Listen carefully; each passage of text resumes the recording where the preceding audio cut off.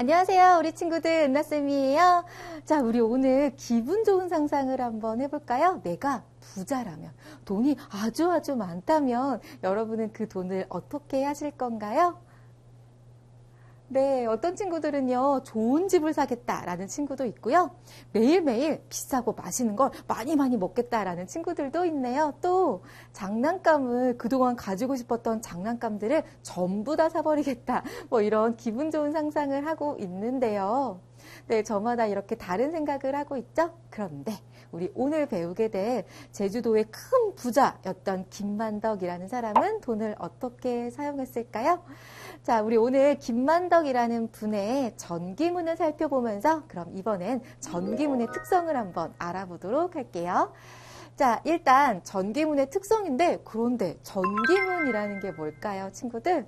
네, 전기문은요, 인물의 삶을 사실에 근거해서 기록한 글을 말합니다. 그러니까 인물이 어떻게 살아왔는가, 어떤 성품을 가지고 어떤 일을 했는가를 무엇에 사실에 근거해서 기록한 글인데요. 전기문은 이렇게 인물의 삶을 사실에, 즉 거짓으로 꾸며낸 게 아니라요, 실제 있었던 일 위주로, 자, 그런 것에 근거해서 썼다라는 거고요. 두 번째로 전기문에는 이렇게 인물이 살았던 시대의 상황이 나타나 있습니다. 맞아요. 인물의 삶을 그려야 되니까 인물이 살았던 그 당시 시대의 모습이 그대로 드러날 수밖에 없는데요. 뭐 예를 들어서 신분제도가 있었던 시기다, 또는 우리 홍길동전 이야기처럼 서자를 차별하는 시기였다 등등등, 뭐 이런 시대의 상황이 그대로 드러날 수밖에 없겠죠. 자, 또 세 번째는요, 전기문에는 인물의 삶과 그리고 가치관이 나타나 있다라고 했는데요. 맞아요. 전기문은 인물의 삶을 기록하는 글이니까 삶이 드러나 있고요. 그리고 그런 삶을 통해서 이 인물의 가치관도 알 수 있습니다. 그런데 가치관이라는 게 정확하게 뭘까요?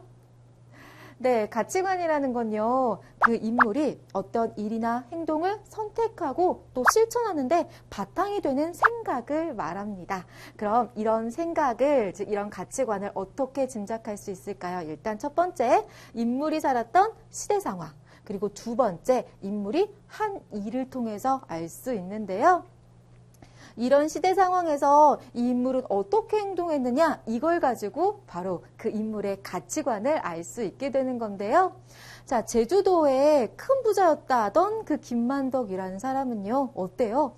그 당시 제주도에 엄청나게 큰 흉년이 일어나서 제주도 사람들이 다 죽게 되었을 때 자신이 평생 어렵게 번 그 돈을 모두 내놓아서 제주도 사람들을 살렸죠. 이런 것들을 통해서 우리는 무엇을 알 수 있나요? 바로 김만덕이라는 사람은 돈보다는 사람을 더 중요하게 여기는구나 라고 하는 이 사람의 가치관을 알 수 있었죠. 이렇게 인물이 살았던 시대 상황이나 인물이 한 일을 통해서 가치관을 짐작할 수 있게 됩니다. 자, 그럼 이번에는요, 우리 김만덕이라는 이 전기문에 있는 내용들 좀 살펴볼게요.